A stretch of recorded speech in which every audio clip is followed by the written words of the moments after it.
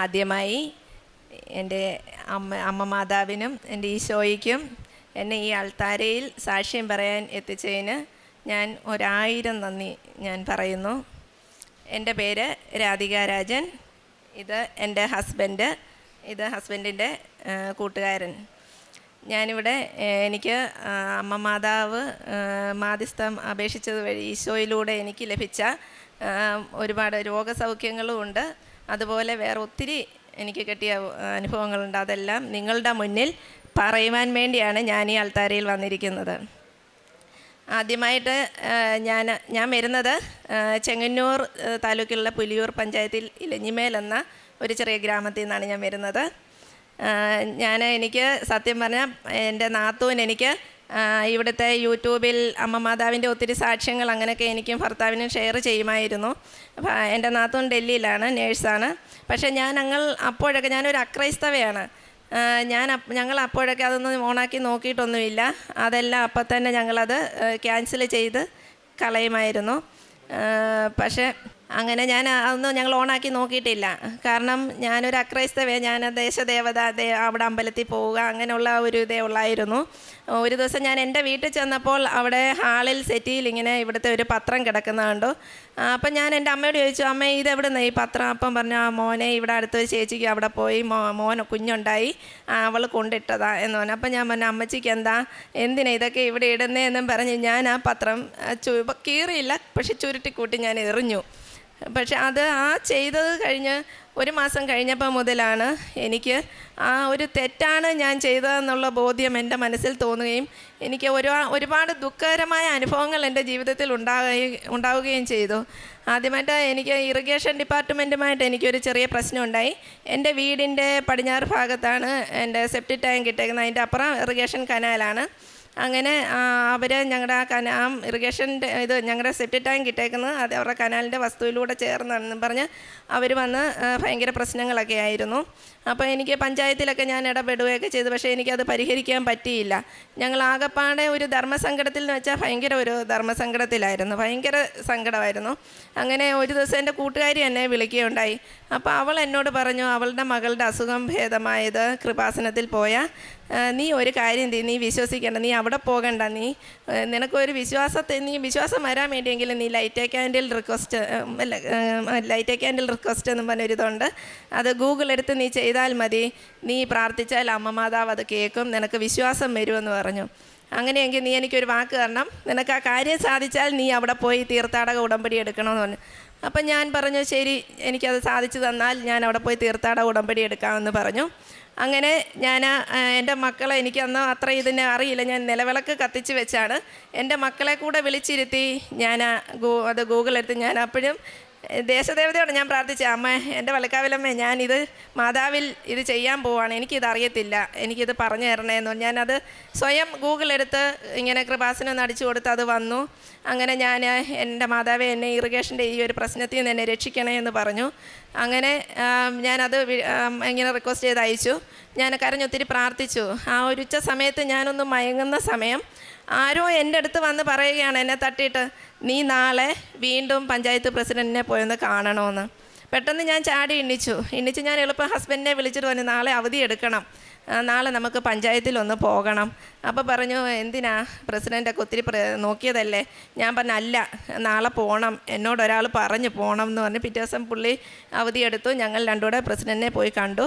President അപ്പോൾ തന്നെ ഫോണിൽ ആരെയോ വിളിച്ചു. അപ്പോൾ അവർ പറഞ്ഞു, ഞങ്ങൾക്ക് വന്ന് അതൊന്ന് അളന്ന് നോക്കണം, അളന്നെങ്കിൽ മാത്രമേ ഞങ്ങൾക്ക് ഇതിൽ നിന്ന് മാറാൻ പറ്റും. അപ്പോൾ പ്രസിഡൻറ്റ് പറഞ്ഞു, അളന്നോ, അത് നിങ്ങളുടെ വസ്തുവിലുണ്ടെങ്കിൽ അവർക്ക് സാവകാശം കൊടുക്കണം എന്ന് പറഞ്ഞു. സത്യം പറഞ്ഞാൽ സാവകാശം തന്നാലും ഞങ്ങൾക്ക് ആ ടാങ്ക് മാറ്റാൻ ഞങ്ങൾക്ക് വേറെ സ്ഥലമില്ല. ആകെപ്പാട് 4 സെൻറ്റ് സ്ഥലമാണ്, അതിനകത്താണ് വീടും പിന്നെ ഇത് കിണറും എല്ലാം നിൽക്കുന്നത്. ഞങ്ങൾക്ക് വേറെ സ്ഥലം അത് മാറ്റിയിടാനില്ല. അപ്പോൾ ഞാൻ അവിടെ പിറ്റേ ദിവസം അവർ അളക്കാൻ വരുമെന്ന് പറഞ്ഞു. അവർ പിറ്റേ ദിവസം അളക്കാൻ വന്നു. അവർ ജോലിക്കാരെയും കൊണ്ട് അവർ വന്നത്. പക്ഷേ ഞാൻ അവിടെ നിന്ന് അമ്മ മാതാവിനോട് പറഞ്ഞു, അമ്മ മാതാവേ, അവരളക്കുക, കനാലിൻ്റെ കല്ലുണ്ട്, ആ കല്ല് അവരുടെ വസ്തുവിലാണെങ്കിൽ എനിക്കത് മാറ്റിയിടാൻ എനിക്ക് വേറെ സ്ഥലമില്ല, 4 സെൻറ്റ് സ്ഥലമേ എനിക്കുള്ളൂ എന്ന് പറഞ്ഞു. അവർ മാറിയും കയറി അവരളന്നു. അവരുടെ വസ്തുവും ആ ടാങ്കും തമ്മിൽ ഇങ്ങനെ തള്ളി മാറ്റി പിടിച്ചിരിക്കുന്ന പോലെ എൻ്റെ ടാങ്ക് അവിടെ നിന്നിരുന്നത്. എനിക്കത് ഉറപ്പുണ്ട്. എൻ്റെ മാതാവ് അവിടെ എന്നെ രക്ഷിച്ചതാണെന്ന്.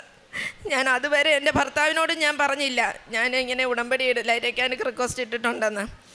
ഈ കാര്യം സാധിച്ചു കഴിഞ്ഞപ്പോൾ ഞാൻ പറഞ്ഞു, ഇത് അവരൊത്തിരി അളന്നപ്പോൾ അവർക്ക് ബോധ്യമായി ഞങ്ങളുടെ വസ്തുവിൽ തന്നെ ആ ടാങ്ക് കിടക്കുന്നത്. ഇങ്ങനെ മുട്ടി ഇല്ല എന്നുള്ള രീതി, ഇങ്ങനെ തള്ളിപ്പിടിച്ചിരിക്കുന്ന രീതിയിലാണ് അത് കിടന്നിരുന്നത്. അങ്ങനെ അവർ പോയതിന് ശേഷം ഞാൻ എൻ്റെ ഭർത്താവിനോട് പറഞ്ഞു, ഇങ്ങനെ ഒരു സംഭവം ഉണ്ടായി, ഞാനും മക്കളും ഇങ്ങനെ നിലവിളക്ക് കത്തിച്ച് ഇങ്ങനെ ഒരു ഇത് ചെയ്തിട്ടുണ്ട്. അപ്പോൾ എൻ്റെ ഭർത്താവിന് അതുവരെ വിശ്വാസമല്ലായിരുന്നു. അപ്പോൾ ഞാൻ പറഞ്ഞു, എനിക്ക് അവിടെ പോകണം, അവിടെ പോയി തീർത്ഥാട ഉടമ്പടി എടുക്കണമെന്ന് പറഞ്ഞു. അങ്ങനെ 17/9/2024 ഞാൻ ഇവിടെ വന്ന് തീർത്ഥാടക ഉടമ്പടി എടുക്കുകയാണ്. അപ്പോൾ അങ്ങനെ തീർത്ഥാടക ഉടമ്പടി എടുക്കാൻ വരാനിരുന്നതിൻ്റെ അന്നാണ് ഞാൻ അറിയുന്നത്. എൻ്റെ ഭർത്താവിൻ്റെ ഏറ്റവും അടുത്ത കൂട്ടുകാരനാണ്. പുള്ളിക്കിങ്ങനെ ക്യാൻസറാ എന്നുള്ളത് അറിയുന്നത്. അപ്പം ഞാനിവിടെ വന്ന് ആദ്യമേ ഒന്നാമത്തെ നിയോഗം വെച്ചത് ഏതൊരു പെട്ടിവണ്ടി ഓടിക്കുക. അപ്പം ഏതൊരു പാതിരാത്രിക്ക് ഞങ്ങൾക്ക് തേങ്ങയുടെ ഒരു ബിസിനസ് ഉണ്ടായിരുന്നു ഇടയ്ക്ക്. അപ്പം ഹസ്ബൻഡ് ഡ്യൂട്ടി കഴിഞ്ഞ് രാത്രി 7 മണിക്കാണ് വരുന്നത്. ആ 7 മണിക്കും ഈ അണ്ണനെ വിളിച്ചുകൊണ്ടാണ് തേങ്ങ എടുക്കാൻ പോകുന്നത്. അത് രാത്രി 1 മണിക്കൊക്കെയാണ് തിരിച്ച് വരുന്നത്.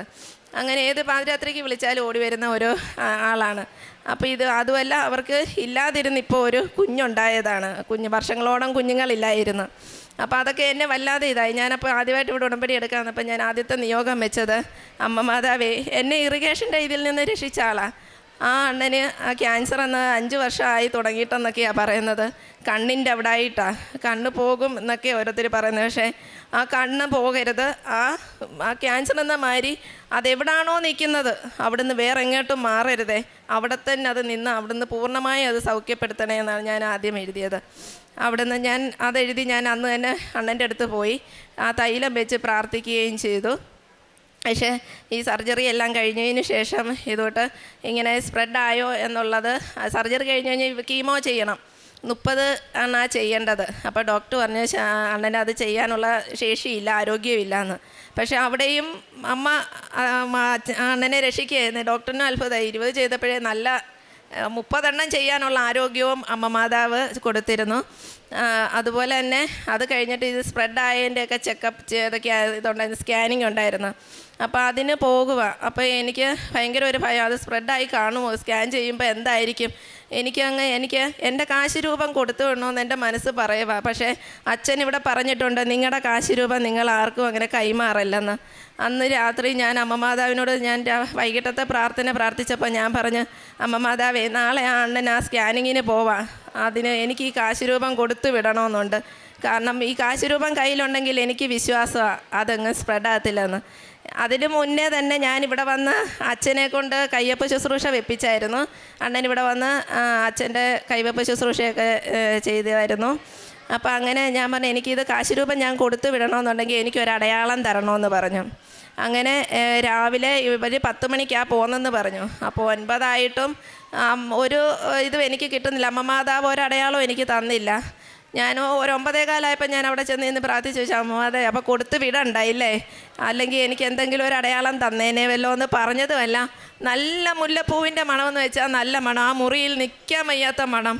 ഞാനപ്പോൾ എളുപ്പം എൻ്റെ ഭർത്താവിനെ വിളിച്ചിട്ട് തന്നെയാണ്, വിശ്വനെ എളുപ്പം ഓടിവാ, ഞാൻ പ്രാർത്ഥിക്കുന്ന മുറിയിൽ നല്ല മണം. അപ്പോൾ പുള്ളി നീ പൊക്കോ, ഞാൻ വരാം. മണ്ടയ്ക്കപ്പോൾ പണി നടക്കുക, പഠനമുറി കിട്ടി, അതിൻ്റെ പണി നടക്കുക. പക്ഷേ പുള്ളിയെ അവിടെ നിർത്തിയില്ല. ആ മണം അവിടെ വരെ ചെന്ന് പുള്ളി എളുപ്പം എൻ്റെ പുറകിൽ ഇറങ്ങി വന്നിട്ട് ഈ മണം അവിടെ വരെ വന്നു. അപ്പം ഞാൻ പറഞ്ഞ്, ഈ ഇട്ടേക്കുന്ന ഡ്രസ്സ് മതി, അവരിപ്പോൾ പോകും, നമുക്ക് എളുപ്പം പോകണമെന്ന് പറഞ്ഞ് ഞാൻ അങ്ങനെ എളുപ്പം ഞങ്ങൾ വണ്ടിയിൽ ചെന്ന്, അപ്പോൾ ഇവർ പോകാൻ ഇറങ്ങുക. ഞാൻ എൻ്റെ കാശ് രൂപം കൊടുത്തു വിട്ടു. ഞാൻ എന്നിട്ട് തിരിച്ച് വന്നിട്ട് ഞാൻ അവിടെ ഇരുന്ന് പ്രാർത്ഥിക്കാൻ തുടങ്ങിയത് ഇവരുടെ റിസൾട്ട് 1:30 റിസൾട്ട് കിട്ടിയപ്പോൾ. അതുവരെ ഞാൻ ജലപാനമില്ലാതെ ഞാൻ അവിടെ ഇരുന്ന് പ്രാർത്ഥിച്ചു. കാരണം റിസൾട്ട് നെഗറ്റീവാണ്, പൂർണ്ണമായി ക്യാൻസർ മാറി എന്നുള്ളത് എനിക്ക് കേൾക്കണം അമ്മ മാതാവ്, എന്നാലും ഞാൻ ഇവിടെ നിന്ന് എണ്ണിക്കത്തുള്ളെന്ന് പറഞ്ഞു. അങ്ങനെ ഞാൻ അവിടെ നിന്നിരുന്നു. ഞാൻ അവിടെ നിന്ന് 1:30 ആയപ്പോഴാണ് വിളിച്ചിട്ട് വിശ്വനോട് പറഞ്ഞെടാ, എൻ്റെ ടെസ്റ്റ് എല്ലാം ഒത്തിരി ചെയ്തു, എനിക്ക് ക്യാൻസർ പൂർണ്ണമായിട്ട് മാറി, ആ ഒരു രോഗം ഇപ്പോൾ എന്നിലില്ല എന്ന്. അത് എനിക്കൊരു വലിയ, കാരണം എനിക്ക് ജനിക്കാതെ പോയ ഒരു ചേട്ടനായിട്ടാണ് ഞാനിന്ന് കാണുന്നത്. അത് എനിക്ക് ഒത്തിരി ഒരു വലിയ അനുഭവമാണ് അതെനിക്ക്. കാരണം ഞാനിവിടെ 2ാമത് പുതുക്കാൻ വന്നപ്പം സിസ്റ്റർ, അന്ന് എൻ്റെ ഇത് പുതുക്കാൻ സിസ്റ്റർ എന്നോട് ചോദിച്ചു, നിനക്ക് വല്ല സാക്ഷ്യങ്ങളോ? അപ്പോഴും ഞാൻ പറഞ്ഞത് എനിക്കായിട്ടില്ല, പക്ഷേ മറ്റുള്ളവർക്ക് വേണ്ടി ഞാൻ 2-3 പേരുണ്ട്, പക്ഷെ അവരൊന്നും ഇവിടെ വന്നിട്ടില്ല, അതുകൊണ്ട് എനിക്ക് പറയാൻ പറ്റത്തില്ല. അവർക്കൊക്കെ വേണ്ടി ഞാൻ പ്രാർത്ഥിച്ചു, അവരുടെയൊക്കെ കാര്യങ്ങൾ സാധിച്ചു. അതാണ് നമുക്ക് ഏറ്റവും വലുതായിട്ട് വേണ്ടത്. നമുക്കല്ല, നമ്മൾ മറ്റുള്ളവർക്ക് വേണ്ടി പ്രാർത്ഥിക്കണം. അതാണ് നമ്മൾ ചെയ്യേണ്ടത്. അപ്പോൾ ഈശോ നമ്മുടെ കാര്യങ്ങളും ചെയ്തു തരും. അതെനിക്ക് അനുഭവം വന്നു. ഞാൻ ഈ അണ്ണന് വേണ്ടി പ്രാർത്ഥിച്ചപ്പോൾ കുറച്ച് നാളായി എൻ്റെ ഹസ്ബൻഡിൻ്റെ കൈ മേലോട്ട് പൊക്കാൻ പറ്റത്തില്ലായിരുന്നു. അത് ഒത്തിരി ഫിസിയോതെറാപ്പി ചെയ്യണം, അങ്ങനെയാണ്. സാമ്പത്തിക ബുദ്ധിമുട്ടുകൊണ്ട് ഞങ്ങൾ അതിനൊന്നും മുതിർന്നില്ല, കാരണം സാമ്പത്തികം വേണം. പക്ഷേ ഞാൻ അപ്പോഴും ഓർത്ത്, എന്തിനാ തൈലം പുരട്ടി ഞാൻ പ്രാർത്ഥിച്ചിട്ട് ഞാൻ എന്നും പറയും, അമ്മ മാതാവേ, ഞാൻ ആ മുമ്പിൽ വന്ന് സാക്ഷ്യം പറഞ്ഞോളാം. എൻ്റെ വിശ്വന് മറ്റേ തന്നെയാണ് വിറക് കീറുക എല്ലാം ചെയ്തു. പക്ഷേ ഈ കൈ പൊക്കി വിറക് കീറാൻ വയ്യാത്തതുകൊണ്ട് ഞങ്ങൾ കൂലിക്ക് ആളെ നിർത്തി വിറക് കീറിക്കേണ്ട അവസ്ഥ ഞങ്ങൾക്ക് വന്നു. അങ്ങനെ ആ തൈലം തൊട്ട് ആ പ്രാർത്ഥിച്ചതിൻ്റെ ഫലമായിട്ട് ഇന്ന് എൻ്റെ ഹസ്ബൻഡിൻ്റെ കൈ നന്നായിട്ട് ഉയർത്താൻ പറ്റും. നന്നായിട്ട് ഉയർത്തി ആ ജോലികൾ ചെയ്യാൻ പറ്റുന്നുണ്ട് എൻ്റെ ഹസ്ബൻഡിന്. അത് എനിക്ക് ഏറ്റവും വലിയൊരു ഇതാണ് എനിക്ക് കിട്ടിയത്. പിന്നെ എൻ്റെ ഹസ്ബൻഡ് ഈ അടുത്തിടയ്ക്ക് പനി നന്നായിട്ട് വന്നിരുന്നു. പനി കൂടിയെന്ന് വെച്ചാൽ നല്ലതായിട്ട് കൂടി. അപ്പോൾ ടെസ്റ്റ് ചെയ്തപ്പോൾ മഞ്ഞപ്പിത്തമാണെന്നുള്ളതാണ് ടെസ്റ്റിൽ തെളിഞ്ഞത്. അതെന്നെ വല്ലാതെ ഒരു വിഷമത്തിലാക്കി. അപ്പോഴും ഞാൻ അമ്മ മാതാവിനോട് ചോദിച്ചു, രാവിലെ എണ്ണിക്കുമ്പം തന്നെ ഞങ്ങളെക്കാൾ ഉപരി പോയി ഉപ്പും തൈലവും കഴിക്കുന്ന ആളാണ്. അപ്പോൾ എന്നിട്ടാണ് കാണാം അമ്മ മാതാവ് മഞ്ഞപ്പിത്തം കൊടുത്തത്. ഞാൻ അന്നേരം എളുപ്പ ടെസ്റ്റ് അതാണെന്ന് അറിഞ്ഞുകൊണ്ട് ഞാൻ ഹോസ്പിറ്റലിൽ പോകുന്നതിന് മുമ്പ് ഉപ്പും തൈലവും പ്രാർത്ഥിച്ച് വിശ്വാസ പ്രമാണം ചൊല്ലി ഞാൻ പ്രാർത്ഥിച്ചു കൊടുത്തു. എന്നിട്ട് ഞാൻ അമ്മ മാതാവിനോട് പറഞ്ഞു, മാതാവേ, ഇന്ന് തന്നെ വേറെ ടെസ്റ്റിന് തരുവാണെങ്കിൽ ആ ടെസ്റ്റിൽ ഈ മഞ്ഞപ്പിത്തം കാണരുത്. ഞാനിവിടെ സാക്ഷ്യം പറയുമ്പോൾ ഞാൻ അതും പറഞ്ഞേക്കാമെന്ന് പറഞ്ഞു. അങ്ങനെ അന്ന് ഡോക്ടറെ കാണാൻ ചെന്നപ്പോൾ ഡോക്ടർ പറഞ്ഞു, ഒരു ടെസ്റ്റ് കൂടെ ചെയ്യണം, എന്നിട്ട് അതെന്താണെന്നുള്ളത് ആക്കാം. ഇതിനകത്ത് ഇങ്ങനെ മഞ്ഞപ്പിത്തം ഒന്നുകൂടെ ബ്ലഡ് ടെസ്റ്റ് ചെയ്യാൻ വേറെ എന്തോ തന്നു. പക്ഷേ ആ ടെസ്റ്റ് ചെയ്ത് കിട്ടിയപ്പോൾ അതിനകത്ത് മഞ്ഞപ്പിത്തമില്ല. ആ ഡോക്ടറിനെ ആ റിസൾട്ട് കാണിച്ചപ്പോൾ ഡോക്ടർ ചോദിക്കുന്ന, ആരാ നിങ്ങളോട് പറഞ്ഞത് നിങ്ങൾക്ക് മഞ്ഞപ്പിത്തമാണെന്ന്? ഇതിനകത്ത് മഞ്ഞപ്പിത്തം ഒന്നും ഇല്ലെന്ന് പറഞ്ഞു. അതും എനിക്കൊരു വലിയ ഒരനുഗ്രഹമാണ്. പിന്നെ അതുപോലെ തന്നെ ഞങ്ങളുടെ പ്രമാണം ഞങ്ങൾ വീട് പണിക്ക് വേണ്ടി വെച്ചതാണ് പ്രമാണം. അത് ഞങ്ങൾ ഒരാളുടെ ശമ്പളം കൊണ്ട് തന്നെ അത് അടഞ്ഞിങ്ങനെ പൊയ്ക്കൊണ്ടിരുന്നത്. അതിപ്പോൾ 12 വർഷത്തേക്കാണ്. ഇപ്പോൾ 6 വർഷമായി. ഈ 6 വർഷമായപ്പോൾ ഞങ്ങൾ ചുമ്മാതെ ജസ്റ്റ് ഒന്ന്, ഞാനിവിടെ ഉടമ്പടി പുതുക്കാൻ വന്നപ്പോൾ ഞാൻ വെച്ചിരുന്നു എൻ്റെ പ്രമാണം എന്നെ എടുക്കണം എന്നുള്ളത് ഞാൻ ഉടമ്പടിയിൽ വെച്ചിരുന്നു. പക്ഷേ പിന്നെ ഞാനതങ്ങ് മറന്നുപോയി. ഇപ്പം ഞങ്ങൾ ആ ബുക്ക് ചുമ്മാ ഒന്ന് കൂട്ടി നോക്കിയപ്പം ഈ 6 വർഷം ആയപ്പോൾ തന്നെ ഞങ്ങൾ 3 ലക്ഷം എടുത്തെടുത്ത് 2 ലക്ഷം അടഞ്ഞിട്ടുണ്ട്. അപ്പം ഞങ്ങൾ ബാങ്കുമായിട്ട് ബന്ധപ്പെട്ടപ്പോൾ അവർ പറഞ്ഞ്, ഇത് ഇത്രയും പലിശയാണ് അടച്ചേക്കുന്നത്, ഇനിയത്തെ 6 മാസമേ ഇനിയത്തെ 6 വർഷം മാത്രമേ നിങ്ങളുടെ മുതൽ ഇതാകത്തുള്ളൂ എന്ന് പറഞ്ഞു. അപ്പോൾ ഈ 6 വർഷവും അടച്ചത് പലിശ ഇനത്തിലായി. ഇനി 6 വർഷമായാലേ നിങ്ങളുടെ മുതലാകത്തുള്ളൂ. അപ്പം ഞാൻ പറഞ്ഞു, വിശ്വനോട് പറഞ്ഞു, എങ്ങനെയാണ് നമുക്കിനിതെങ്ങനെയാണ് ഈ 6 വർഷം കൂടെ അടയ്ക്കാൻ പറ്റുന്നതെന്ന് പറഞ്ഞു. ഞാനപ്പം മാതാവിനോട് പറഞ്ഞു, മാതാവേ, എങ്ങനെങ്കിലും അതിന് മുന്നേ അത്രയും തുക അടയ്ക്കാം, കാരണം മക്കളുടെ പഠിത്തം എല്ലാം കൂടെ ഞങ്ങൾക്ക് ബുദ്ധിമുട്ടാണ്, എങ്ങനെങ്കിലും പ്രമാണം എടുക്കാൻ ഞങ്ങളെ ഹെൽപ്പ് ചെയ്യണമെന്ന് പറഞ്ഞു. എന്നും 5:30 അച്ഛൻ്റെ ഡെയിലി പ്രാർത്ഥന എന്നും 5:30 ഞങ്ങളത് കൂടും. അപ്പോൾ ഞാൻ എന്നും ആ പാസ്ബുക്ക് എടുത്ത് വെച്ചുകൊണ്ട് തന്നെ ഞാൻ പ്രാർത്ഥിക്കുമായിരുന്നു. എനിക്ക് അച്ഛൻ്റെ കുരിശെടുത്തുള്ള പ്രാർത്ഥനയിൽ ആ പാസ്ബുക്ക് വെച്ച് ഞാൻ പ്രാർത്ഥിക്കുന്നത്, എത്രയും പെട്ടെന്ന് എൻ്റെ പ്രമാണം എൻ്റെ കയ്യിൽ കിട്ടണേ എന്നാണ്.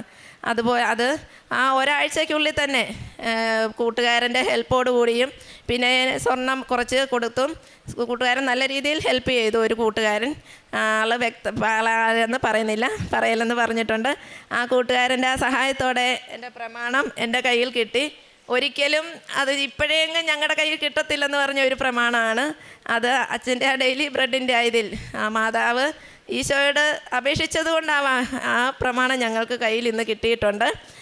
അത് എടുക്കാൻ സഹായിച്ച ആ വലിയ മനുഷ്യനും കുടുംബത്തിനും എന്നും അനുഗ്രഹങ്ങൾ കൊടുക്കണമെന്നുള്ള പ്രാർത്ഥനയേ ഉള്ളൂ. അതുപോലെ ഒത്തിരി സഹായം ആ മനുഷ്യൻ ഞങ്ങൾക്ക് ചെയ്യുന്നുണ്ട്. ഞങ്ങൾക്ക് മാത്രമല്ല, അവിടെയുള്ള ഒരുപാട് ജനങ്ങൾക്ക് ചെയ്യുന്നുണ്ട്. പിന്നെ അതുപോലെ തന്നെ എനിക്ക് വർഷങ്ങളായിട്ട് എൻ്റെ കൊച്ചുനാൾ മുതലേ എനിക്കുള്ള കൊടിഞ്ഞി വന്നാൽ എനിക്ക് വെട്ടം കാണരുത്, ഭയങ്കര ഇതാണ്, ഛർദിൽ ഭയങ്കര ഒരിതാണ് ഈ കൊടിഞ്ഞി വന്നു കഴിഞ്ഞാൽ. അത് പക്ഷേ എൻ്റെ അമ്മ മാതാവിൻ്റെ മുന്നിൽ ഞാൻ ഒരിക്കലും എൻ്റെ കാര്യങ്ങളൊന്നും ഞാൻ പറഞ്ഞിട്ടില്ല. അത് എൻ്റെ കൈക്ക് സർജറി പറഞ്ഞതാണ്, ഈ കൈയുടെ ഇവിടെ നരമ്പ് കുറുകി. അത് ഞാൻ എൻ്റെ അമ്മ മാതാവിൻ്റെ മുന്നിൽ ഞാൻ നിയോഗം വെച്ചിട്ടില്ല. ഇന്നുവരെ എനിക്കായിട്ടൊരാവശ്യം ഞാൻ ഇതുവരെ നിയോഗം വെച്ചിട്ടില്ല. എൻ്റെ ഭർത്താവിനോ മറ്റുള്ളവർക്കോ വേണ്ടിയേ ഞാൻ നിയോഗം വെക്കാറുള്ളൂ. പക്ഷേ ഈ രണ്ടും കൈയുടെ വേദന കൊണ്ട് എൻ്റെ ഹസ്ബൻഡും മക്കളും ആ കൂടുതൽ കട്ടിപ്പണികൾ, തുണികൾ കഴുകുന്നതും മിറ്റം തൂക്കും, അങ്ങനെ എൻ്റെ മക്കളായിരുന്നു എല്ലാം ചെയ്യുന്നത്. പക്ഷേ എങ്ങനെയാണെന്ന് അറിഞ്ഞൂടെ, ഈ ഉപ്പും തൈലം പുരട്ടി ഞാൻ എന്നും പ്രാർത്ഥിക്കുമായിരുന്നു കയ്യിലാണ്. ഇവിടെ വന്നതിന് ശേഷം എൻ്റെ തലവേദന കൊടിഞ്ഞ് പൂർണ്ണമായും എനിക്ക് മാറിക്കിട്ടി. അതുപോലെ ട്രാൻസ്പോർട്ട് ബസ്സിൽ എനിക്ക് കയറാൻ പറ്റത്തില്ല, കയറി കഴിഞ്ഞാൽ ഞാൻ ഛർദ്ദിക്കും. ആ ബസ്സേ മാത്രമല്ല, ദൂരയാത്ര ഒന്നും എനിക്ക് പറ്റത്തില്ല, ഞാൻ ഛർദ്ദിക്കും. പക്ഷേ ഇന്ന് എനിക്ക് ആ ഛർദ്ദിലുമില്ല, ആ കൊടിഞ്ഞ് ചെന്ന ആ തലവേദനയും ഇല്ല. അതുപോലെ സർജറി പറഞ്ഞാൽ എൻ്റെ ഈ കൈകൊണ്ട് ഇന്ന് എനിക്ക് എന്തും ചെയ്യാൻ പറ്റും, എനിക്കൊരു വേദനയാട്ടെ ഒന്നുമില്ല. പക്ഷേ ഞങ്ങളുടെ നാട്ടിൽ കുറേ പേർക്ക് ഇതിൻ്റെ സർജറി ചെയ്തിട്ടുണ്ട്. അവരൊക്കെ പറഞ്ഞ സർജറി ചെയ്താലും പിന്നെ വേദനയാണ്. പക്ഷേ മാതാവ് എനിക്ക് അതിനുള്ള ഒരിത് തന്നില്ല. അതിനു മുമ്പേ മാതാവ് അത് എടുത്തു മാറ്റി. പിന്നെ എനിക്ക് പറയാനുള്ളത്, ഞാൻ പ്രേക്ഷിത ഇതായിട്ട് ചെയ്യുന്നത് പത്രം വാങ്ങിച്ച് ഹോസ്പിറ്റലുകളിലൊക്കെ കൊടുക്കും. പിന്നെ ഞങ്ങൾ പൊതിച്ചോറ് കൊടുക്കാറുണ്ട്. പിന്നെ രോഗികളായിട്ട് ഞങ്ങളുടെ നാട്ടിലൊക്കെ എവിടെ ഒരു അസുഖം ഉണ്ടെന്ന് അറിഞ്ഞാലും ഞങ്ങൾ അവിടെ എല്ലാം പോകും. ഞങ്ങളുടെ കയ്യിലുള്ളതനുസരിച്ച് അവർക്ക് സഹായങ്ങൾ ചെയ്യാറുണ്ട്. പിന്നെ എൻ്റെ കയ്യിൽ എൻ്റെ മുന്നിൽ ആര് വന്ന് പെട്ടാലും അവർ കേൾക്കണ്ടെന്ന് പറഞ്ഞാലും എനിക്ക് എൻ്റെ അമ്മ മാതാവ് തന്ന എല്ലാ അനുഗ്രഹങ്ങളും ഞാൻ പറയാറുണ്ട്. പിന്നെ എൻ്റെ മകന് രോഗമൊക്കെ ഉണ്ട്, അതൊന്നും മകനില്ലാത്തതുകൊണ്ട് ഞാൻ പറയുന്നില്ല. എൻ്റെ അമ്മയ്ക്കും രോഗമൊക്കെ ഉണ്ട്. അമ്മയും മോനെയും കൂട്ടി ഞാൻ മെയ് മാസത്തിൽ എൻ്റെ അമ്മ മാതാവ് ഇവിടെ എൻ്റെ മകനെയും കൂട്ടി ഇവിടെ വരാൻ എനിക്ക് അനുഗ്രഹം തരും. ഞാൻ മെയ് മാസത്തിൽ ഇവിടെ വരും. കാരണം എൻ്റെ അമ്മ മാതാവ് എനിക്ക് തരും, ആ അനുഗ്രഹങ്ങൾ തരുമെന്ന് എനിക്ക് ഉറപ്പുണ്ട്. അപ്പോൾ ഞാൻ ആ സാക്ഷ്യമായിട്ട് ഞാൻ അന്ന് വരുമ്പോൾ അവരുടെ കാര്യങ്ങൾ പറയും. പിന്നെ എന്നും ഇങ്ങനെ മറ്റുള്ളവർക്ക് വേണ്ടി ആയാലും ഇങ്ങനെ എല്ലാം ചെയ്യാനുള്ള ആ ഒരു ഇത് എനിക്കും എൻ്റെ കുടുംബത്തിനും ആ ഒരു മനസ്സ് എന്നും തരണമെന്നും ഇത്രയൊക്കെ അനുഗ്രഹങ്ങൾ തന്ന എൻ്റെ അമ്മ മാതാവിനും തിരുകുമാരനും കോടാനുകോടി നന്ദി പറഞ്ഞുകൊണ്ട് ഞാൻ എൻ്റെ സാക്ഷ്യങ്ങൾ നിർത്തുന്നു. പുറപ്പാടിൻ്റെ പുസ്തകം 19-ാം അധ്യായം 5-ാം തിരുവചനം.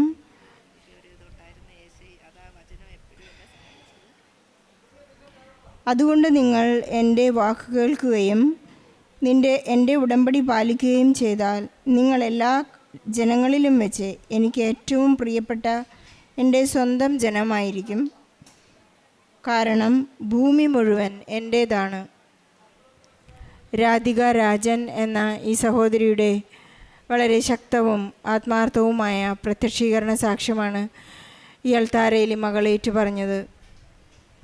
തൻ്റെ ജീവിത പങ്കാളിയോടും കൂട്ടുകാരനോടും കൂടെയാണ് ഇവരിവിടെ വന്ന് വലിയ പ്രത്യക്ഷീകരണ സാക്ഷ്യം ഏറ്റു പറയുന്നത്.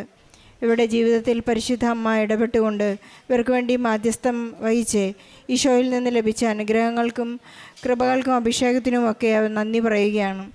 രാധിക രാജൻ അവരുടെ കുടുംബത്തിലുണ്ടായ ഒരു ഭൂമി ഇറിഗേഷൻ ഡിപ്പാർട്ട്മെൻറ്റും അവരുടെ വസ്തുവുമായിട്ടുണ്ടായ ഒരു ഏറ്റുമുട്ടലിൽ പരിശുദ്ധ അമ്മ അവർക്ക് വേണ്ടി വാദിച്ചുകൊണ്ട് ഒരു നല്ല അഭിഭാഷകയായി ഈശോയിൽ നിന്ന് നീതി ലഭിച്ചതിനെക്കുറിച്ചാണ് ആദ്യമായി പറഞ്ഞ സാക്ഷ്യം. നമുക്കറിയാവുന്നതുപോലെ നാം എത്ര തന്നെ സങ്കടത്തിലായാലും എല്ലാ സാഹചര്യങ്ങളും നമുക്ക് പ്രതികൂലമായിരുന്നാലും അമ്മ നമുക്ക് വേണ്ടി നിലകൊള്ളുന്ന ഒരു നിലപാടുണ്ട്.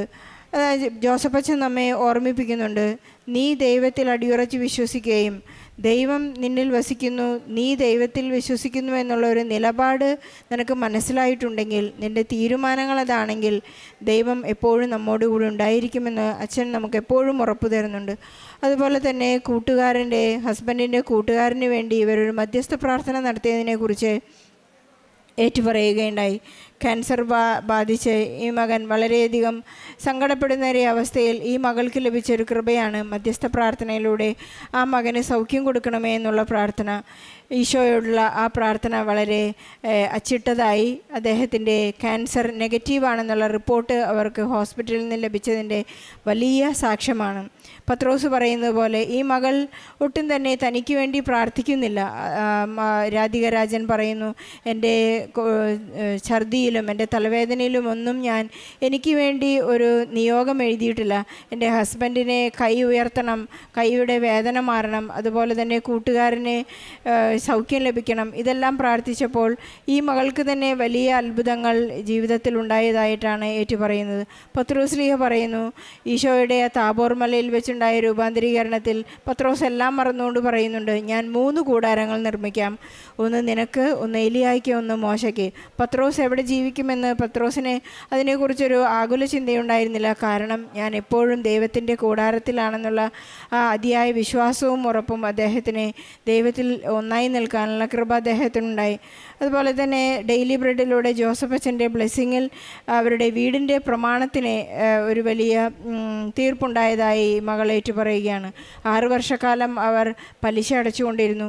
ഇനി വീണ്ടും 6 വർഷം പൈസ അടച്ചാലേ അവർക്ക് അവരുടെ വീടിൻ്റെ പ്രമാണം തിരിച്ചു കിട്ടുകയുള്ളൂ. പക്ഷേ ആ ഒരു അവസ്ഥയിലാണ് ഈശോ അവർക്ക്